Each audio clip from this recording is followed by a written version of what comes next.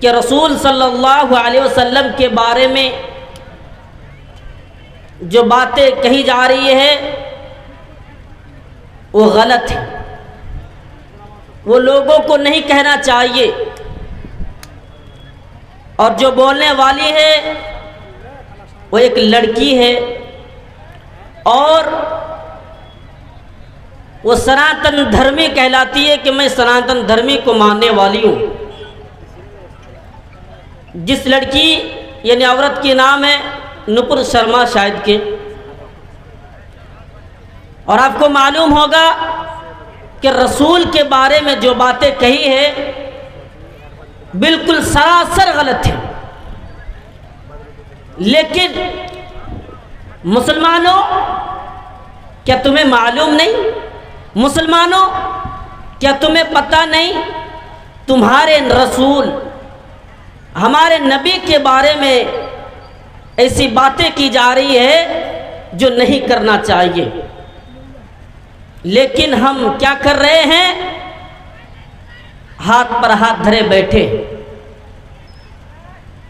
میں آپ کے سامنے یو پی سے چل کر آیا ہوں، میں وہیں پہ رہتا ہوں، اور جب سے میں سفر کے لیے نکلا اس وقت سے میں سوچ رہا ہوں کہ آج کا نوجوان، آج کے جو سارے نوجوان ہیں وہ کیا کر رہا ہے؟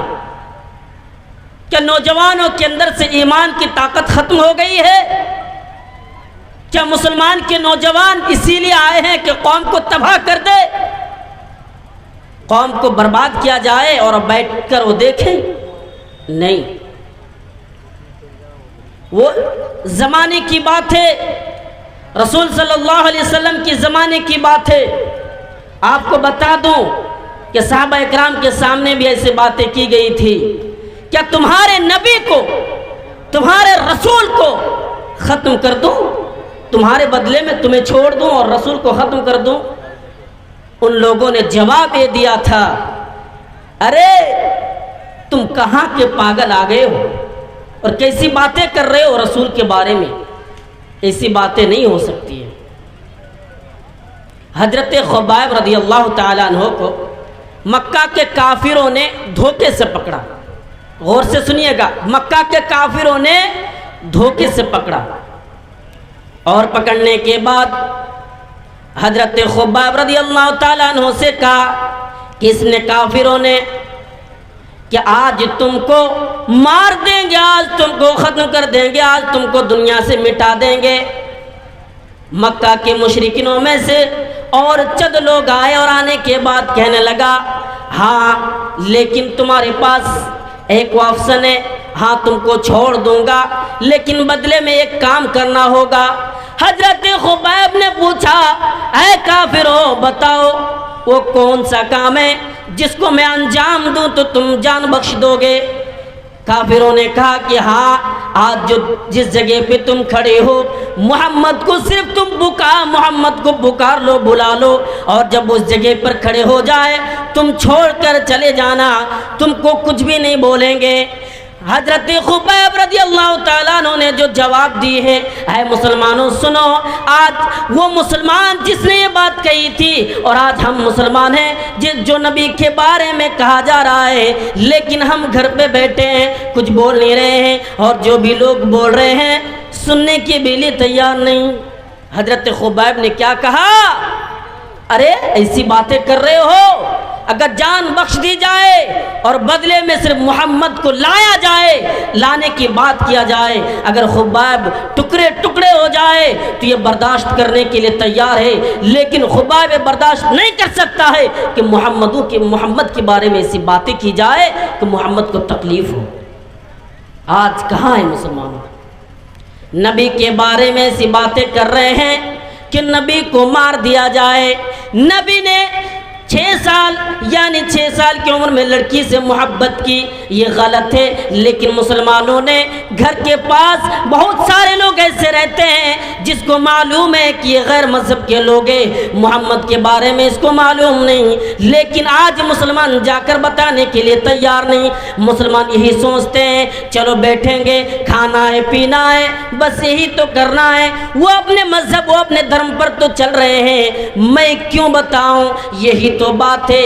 لیکن پھر بھی ایسے باتیں کی جا رہی ہے، فرقہ پرست کی باتیں، تاکہ ہندوستان میں جو مسلمان اور دیگر مذاہب کے لوگوں کے اندر جو محبت ہے وہ محبت برقرار نہ رہے، اور محبت ٹوٹنے اور محبت کو ختم کرنے کی کوشش کر رہے ہیں۔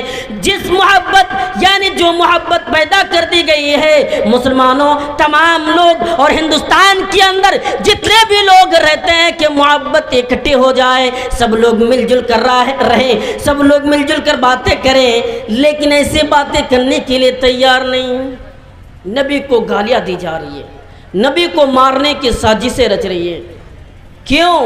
صرف دین کی بات بتائیے۔ اس لیے میں تو اور مقصد سے آیا تھا یہاں پہ بیٹھ کر، لیکن وقت کی کمی کی وجہ سے میں قیمتی باتیں آپ کو بتاؤں گا کہ اللہ کے نبی کے زمانے میں بھی جب اللہ کی مکی زندگی میں اللہ کے رسول صلی اللہ علیہ وسلم لوگوں کو دین کی باتیں بتائیں، لوگوں کو اسلام کی طرف بلانے کی کوشش کی، تو لوگوں نے اللہ کے نبی پر بھی ظلم کیا، کافروں نے اللہ کے نبی پر ظلم کیا، اللہ کے نبی کو مارا اور بے دردی بے رحمی کے ساتھ مارا کہ بولنے کی لاقی نہیں ہے، اب بول ہی نہیں سکتے ہیں۔ دیکھیے نبوت ملنے کے بعد جب انجام دینا دین کی خدمت کرنا شروع کیا تو ابو طالب کے پاس مکہ کے کافر پہنچے، اور پہنچنے کے بعد کہنے لگا ہے اب ابو طالب تم اپنے بھتیجوں کو روک لو، ورنہ تم سے تمہارے خاندان والوں سے لڑیں گے، تم سے تمہارے سارے خاندان والوں سے لڑیں گے۔ ابو طالب ڈر گئے کہ کیا ہونے والا۔ محمد گھر آئے، محمد کو پکارا، کس نے؟ ابو طالب نے۔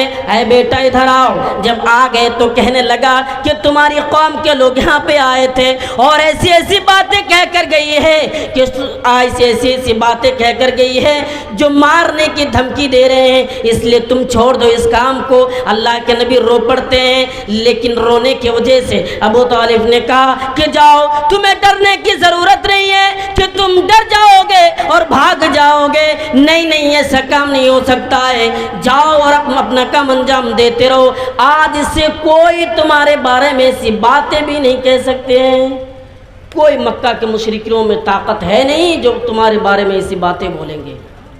آئیے اللہ کے نبی صلی اللہ علیہ وسلم ایک دن حرم کے اندر نماز پڑھ رہے ہیں، مکہ کے کافر ابو جہل آئے، تمام لوگ آئے، اور آنے کے بعد کیا کیا؟ اللہ کے نبی سجدے کی حالت میں ہیں اور اونٹنی کی اوجھڑی لا کر رکھ دی۔ اللہ کے نبی سر سے یعنی سجدے سے سر اٹھانا مشکل ہو رہا ہے، اللہ کے نبی سجدے میں گر پڑے ہیں، سر اٹھانا مشکل ہو رہا ہے، اس حالات میں بھی اللہ کے نبی سر نہیں اٹھا رہے ہیں۔ حضرت عبداللہ ابن مسعود کا بیان ہے اور وہاں پہ جو کافر لوگوں نے کام کیا وہ لوگ ہنسی کر رہے ہیں، وہ لوگ کھلکھلا کر ہنس رہے ہیں۔ آپ کی پیاری بیٹی حضرت فاطمہ الزہرا رضی اللہ تعالیٰ عنہ دوڑی آئی اور آنے کے بعد اونٹنے کی اوجڑی ہٹائی، اور ہٹانے کے بعد جب اللہ کے نبی سجدے سے سر اٹھائے، اٹھانے کے بعد مکہ کے کافروں کا ایک ایک کر کے نام لے کر بددعائیں کی، یا اللہ تو ابو جہل سے انتقام لے لے، یا اللہ تو فلاں سے انتقام لے لے، یا اللہ تو ان سے انتقام لے لے، یا اللہ اس نے ظلم کیا ہے، تیرے نبی کو مارا ہے، تیرے نبی پر ظلم کیا ہے، یا اللہ تو اس سے انتقام لے لے۔ اللہ کے نبی نے برداشت کی، بددعائیں کی۔ حضرت عبداللہ ابن مسعود بیان کرتے ہیں کہ میں نے اپنے آنکھوں سے دیکھا کہ جنگ بدر کے کنویں میں جتنے بھی لوگوں نے ظلم کیے تھے نبی پر، نبی کو مارنے کی پلاننگ کی تھی، سارے کے سارے لوگوں کو مار دیے گئے، ختم ہو گئے۔ کیوں؟ نبی پر ظلم کیا، نبی کے بارے میں برا بھلا کہا کہ نبی ایسا ہے۔ ارے نبی دین کی بات بتا رہے ہیں، کس لیے مکہ کے کافر ظلم کر رہے تھے اب بتا سکتے نہیں؟ مسلمان ہیں ہم اور آپ، ایک نبی کے بارے میں معلوم نہیں، اس لیے کہ اللہ کے نبی صلی اللہ علیہ وسلم ایک خدا کی طرف بلاتے تھے، کیونکہ مکہ میں کوئی ایسا آدمی نہیں، کوئی ایسا انسان نہیں جو بتوں کی پوجا نہ کیا کرتا ہو سوائے محمد۔ اور بہت سارے لوگ ہیں جو شراب کو بھی، یعنی نبی آنے سے پہلے شراب کو کہا کہ میں شراب نہیں پی سکتا ہوں، شراب حرام ہے۔ ان میں سے ایک شخص کون ہے؟ حضرت ابوبکر صدیق بھی ہے۔ اللہ کے نبی دین کی بات بتا رہے ہیں لوگوں کو، لیکن کوئی شخص، کوئی ایک بھی آدمی اللہ کے نبی پر ایمان لانے کے لیے تیار نہیں۔ یہ وہ شخص ہے جو ابوبکر، جو مردوں میں سب سے پہلے اسلام قبول کیا، اور عورتوں میں یعنی مردوں میں سب سے پہلے اسلام قبول کر کے اللہ کے نبی کے ساتھ یہ وعدہ کیا کہ چلو اللہ کے رسول، میں بھی دین کی بات بتاتا ہوں، میں بھی لوگوں کو بلاؤں گا۔ اللہ کے نبی کی ہر ایک باتوں کو کس نے مانا؟ ابوبکر صدیق نے۔ ابوبکر ایک دن لوگوں کو بلا رہے ہیں، لوگ ٹوٹ پڑے، مکہ کے کافر ٹوٹ پڑے، اور ابوبکر کو اس طریقے سے بے دردی اور بحرمی کے ساتھ مارا کہ اللہ کے نبی یعنی ابوبکر صدیق رضی اللہ تعالیٰ عنہ کو اٹھانے کے لیے وہاں کے یعنی اس کے بستی والے، ان کے گاؤں والے آئے اور اٹھا کر لے کر چلے گئے۔ لیکن ابوبکر کی زبان سے ایک ہی بات آ رہی تھی کہ اللہ محمد کیسا ہے، عبداللہ کا بیٹا محمد صلی اللہ علیہ وسلم کیسا ہے۔ آج محمد کے بارے میں اگر کچھ بولا جائے، لوگ کیا کہتے ہیں؟ ارے تم کیسے بات کر رہے ہو دین کی باتیں؟ اور آپ کو ایک عجیب بات بتا دوں، 10 لوگوں کا بیٹھک ہو، اگر 10 آدمی نوجوانوں کا بیٹھک ہو، اس پر اگر دین کی باتیں کی جائے تو لوگ بھڑک جاتے ہیں۔ ان میں سے ایک بھڑک جاتا ہے، کہتا ہے کیسی بات کر رہے ہو؟ ارے ایسی باتیں کرو جس سے پیسہ کما سکوں، دنیا میں امیر بن سکوں۔ دیکھو تو فلاں کے بیٹے امیر بن گئے، فلاں کے بیٹے ایسا ویسا ہے۔ لیکن تم رسول کو مانو، رسول کو اپناؤ، کامیاب ہو جاؤ گے۔ جب تک رسول کو آئیڈیل نہیں بناؤ گے۔ اور اس مکی زندگی ایک عجیب واقعہ ہے، ایک مکی زندگی ایک عجیب واقعہ ہے، اور خاص کر کے میں کہتا ہوں ہندوستان کے مسلمانوں کے لیے ایک نمونہ بھی ہے۔ ہندوستان کے مسلمانوں کے لیے مکی زندگی نمونہ ہے۔ آئیے میں آگے بتاتا چلوں، اور آپ غور و فکر کریں کہ مکی زندگی کس لیے نمونہ ہے، اللہ کے نبی اور ہندوستان کے مسلمانوں کے لیے کیوں نمونہ ہے، اس پر غور کریں کہ اللہ کے نبی دین کی بات بتا رہے ہیں، 10 لوگ بیٹھا ہے اس کو بھی بتا رہے ہیں، 5 آدمیوں کا مجمع ہے، ایک آدمی کھڑے ہیں، سارے 2 آدمی بھی کھڑے ہیں، سارے لوگوں کو بتا رہے ہیں، دین کی طرف بلا رہے ہیں کہ آؤ اسلام قبول کر لو، آؤ اسلام قبول کر لو، آؤ دین پر عمل کرو۔ لیکن کوئی ماننے کے لیے تیار نہیں سوائے ابوبکر۔ لوگ ظلم کرتے ہیں، اللہ کے نبی کو مار رہا ہے، اللہ کے نبی کو ختم کرنے کی میں بتاؤں گا کہ پلاننگ بھی کی گئی کہ لوگوں نے یہی طے کیا کہ محمد کو ختم کر دیا جائے۔ اللہ کے نبی ایسی باتیں کر رہے ہیں، حضرت عمر فاروق رضی اللہ تعالیٰ عنہ کو دیکھو اس ارادے سے نکلے ہیں کہ محمد کو میں قتل کر دوں گا، لیکن اللہ کے نبی نے جو دعائیں کی ہیں ان دعاؤں کے بدولت اس نے اسلام قبول کیا۔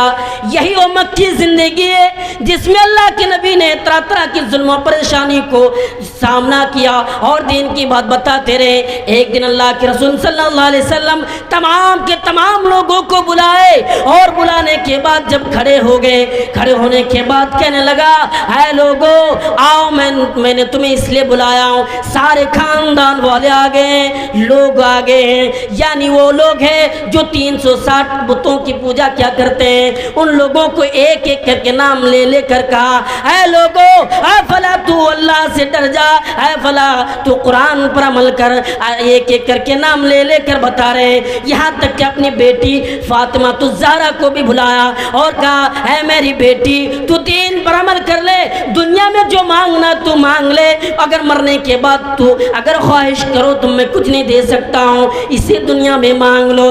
سارے لوگ جب یہ بات سن لے سارے لوگ وہاں سے چھٹ گئے، چلے گئے سوائے ابو لہب۔